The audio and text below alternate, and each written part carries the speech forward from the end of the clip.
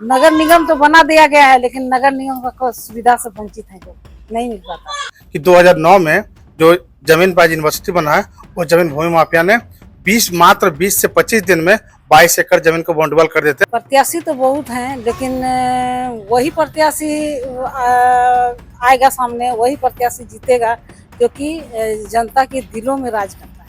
जोहार, नमस्कार। नगर निकाय चुनाव की सरगर्मी काफी तेज है और महज 10 दिन बाकी है और हम लोग अभी वार्ड नंबर 22 में है और हमारे साथ जो प्रत्याशी है वो सरस्वती देवी जी है।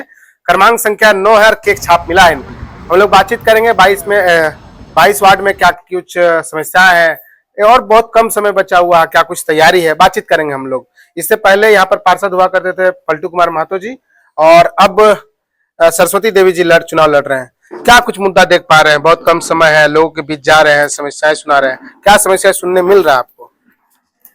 ऐसे तो वार्ड में बहुतों समस्याएं हैं, लेकिन जो बहुत जरूरी जो समस्याएं हैं, जैसे कि पानी की समस्या है, रोड की समस्या है, नाली है, स्ट्रीट लाइट नहीं है और शिक्षा की कमी है। हमारी जो महिलाएं हैं उसमें काम करने की जो क्षमता है, तो उसको उचित मूल्य नहीं मिल पाता है। जैसे कि सब्जी उगाती है, जैसे कोई पापड़ बनाती है, कोई कुछ जो काम करती है उसका उचित मूल्य नहीं मिल पाता है। उसको आगे बढ़ा करके उसको उचित मूल्य मिलना चाहिए। और बाजार में एक हम लोग जब घूम रहे हैं तो बाजार में ये चर्चा है कि आप काफी पढ़ी लिखी है। अगर मान लीजिए जाए अगर पार्षद अब बन जाते हैं तो इस सब समस्या का समाधान कैसे होगा? पानी, बिजली या फिर नालियों का, आप जो कर रहे हैं सब्जियों का मूल्य जो उनका राशि नहीं मिल पाता है, इनको समस्या का समाधान कैसे होगा? मेहनत करती है उसको उसका मूल्य नहीं मिल पाता है, तो इसको हम स्वरोजगार से जोड़ेंगे, महिला सशक्तिकरण पर जोर देंगे। और पेयजल की जो समस्या है उसको नगर निगम द्वारा, जैसे टैक्स तो वसूलती है लेकिन उसको कभी देखती तक नहीं है, तो उसको हम उसमें जोर देंगे कि ये काम होना चाहिए। उसमें उसको प्रमुख ये मुद्दा रखेंगे। आज भी कुछ घर जो है टाली खपरेल का घर है। हाँ, आज भी कुछ घर ऐसे हैं जो टाली खपरेल के हैं। नगर निगम तो बना दिया गया है, लेकिन नगर निगम का सुविधा से वंचित है, लोग नहीं मिल पाता। हाँ, सवाल और है यहाँ पर एक नाली का। कई वार्डों में है, आपके भी वार्ड में समस्या है नाली का। लोग के बस जा रहे हैं तो क्या ये सब चीजों को सुना रहे हैं? नाली खराब है, गंदगी, सफाई नहीं होता है, गाड़ी नहीं लोगों आती। की यह समस्या है तो कि देखिए तो एकदम पानी रोड में बहा जा रहा है, एकदम मच्छर मच्छर पनप करके घर में घुस रहा है। और कहीं तो पानी मिल नहीं रहा है, कहीं तो पानी बेकार हो जा रहा है। तो इसका समाधान हम निगम द्वारा करवाएंगे। कई सारे प्रत्याशी है, क्या लग रहा है जनता का प्यार इस बार आपको मिलेगा? देखिए, प्रत्याशी तो बहुत हैं, लेकिन वही प्रत्याशी आएगा सामने, वही प्रत्याशी जीतेगा, जो कि जनता के दिलों में राज करता है। और ये हमारे जो पूर्व पार्षद जो थे, मेरे पति थे, उन्होंने कुछ तो अपने लिए कुछ किया नहीं है, पूरा जनताओं के लिए निछावर कर दिया है। जो भी कुछ आता था वो जनताओं के हित में काम किए हैं, इसीलिए जनताएं वही आदर और वही प्यार मुझे आशीर्वाद के रूप में दे रही। नॉमिनेशन के दिन किताब था हाथ में आपका? हाँ, नॉमिनेशन के दिन में किताब था मेरे हाथ में, और वही है कि शिक्षा को मुझे आगे बढ़ाना है, तो वो उसी का। अगर पलटू महतो का आप नहीं जानते तो पलटू महतो की कहानी ये है कि आप जो धनबाद में एक बड़ा सा यूनिवर्सिटी देख रहे हैं PPMKU, उस जमीन को कई लोग भूमाफिया लोग घेर लिए थे और उस जमीन की लड़ाई में पलटू महतो सबसे आगे थे और जमीन को बचाए, भूमाफियाओं से लड़े और जमीन को बचाए। जिस PPMKU को आज जमीन को आज देख रहे हैं, वो माफिया घेर लिए थे। हमारे बगल में शक्ति महतो जी है, उनके चाची है, प्रत्याशी है। मैदान पे बातचीत करेंगे। शक्ति दा, सबसे पहले तो सवाल ये है कि पलटू जी जमीन को बचाए थे PPMKU, आज भी बहुत ऐसे जमीन है जो भूमाफिया घेर रहे हैं, कैसे लड़ाई होगा उनसे? देखिए, आपको पहले बैकफुट से इतिहास बता देते हैं कि 2009 में जो जमीन पर यूनिवर्सिटी बना है, वो जमीन भूमि माफिया ने मात्र 20 से 25 दिन में 22 एकड़ जमीन को बॉन्डबल कर देते हैं। और उसमें लेबर का चार्ज 3 गुना था और मिस्त्री का चार्ज 4 गुना था।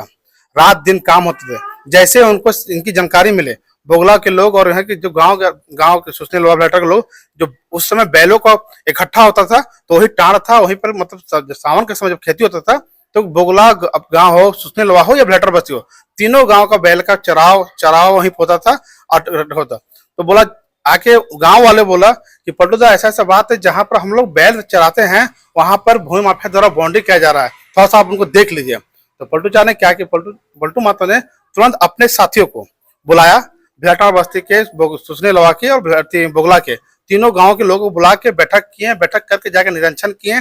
बोला ये तो जमीन गैरमौजा है जमीन है।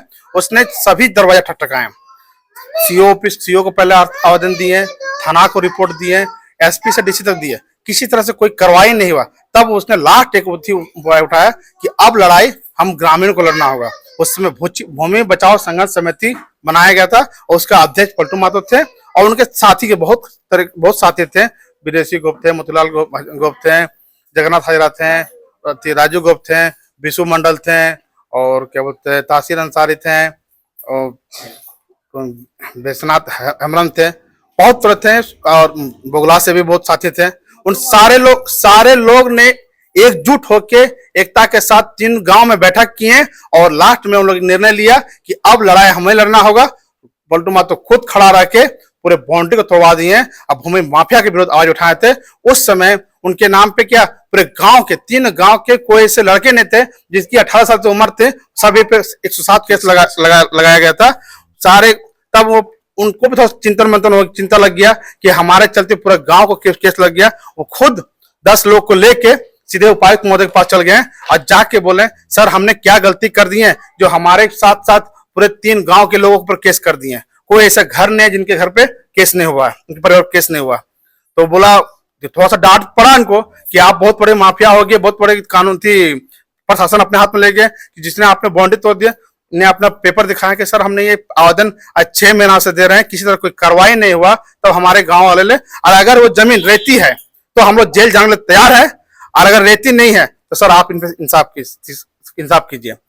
उपायुक्त महोदय उस समय धनबाद के उपायुक्त महोदय अजय कुमार सर थे, उसने आश्वासन दिए कि पलटू जी आज सैटरडे है, मंडे को आप उसी स्थल पर रहिए, हम वहां पे आ रहे हैं निरीक्षण करने के लिए। उपायुक्त महोदय आए, गोविंदपुर के सीओ को बुलाए, वहीं पे सामने पेपर चेक किए, तुरंत खारिज भी किए और सारे लोगों के केस भी खारिज कर दिए। एक भी लोग जितने लोगों का केस लगा था सबका केस खारिज कर दिए। और उस समय उपायुक्त महोदय ने बोल के गए थे कि आप क्या चाहते हैं इस जगह पे। उसने बोले थे कि ऐसा चीज बनाए सर जैसे यहाँ के लोगों के साथ साथ यहाँ के आने वाले पीढ़ियों को भी फायदा मिले। और आज जो यूनिवर्सिटी देख रहे हैं वो यूनिवर्सिटी देन उन्हीं का है और ये सोचिए कि एक तरह से गिफ्ट दिया गया। जिला प्रशासन तो कह रही थी, मतलब ऐसा बताया जाता है कि उनको उपहार देने वाला था, अभी तक उनको मिला या नहीं मिला? देखिए अगर पलटू महतो जिस तरह कदावर नेता थे, अगर उपहार और पैसे के पीछे भागते ना तो मेरे ख्याल से इस क्षेत्र में उनसे बड़ा कोई नहीं थे, उनसे बड़ा व्यक्ति कोई नहीं होता। आप 22 नंबर वार्ड में जाके निरीक्षण कर लीजिए, 22 नंबर वार्ड नहीं, आप धनबाद में किन्हीं के पास जाइए, आप पलटू महतो की कहानी सुनिए, बता देंगे कि वो व्यक्ति क्या थे।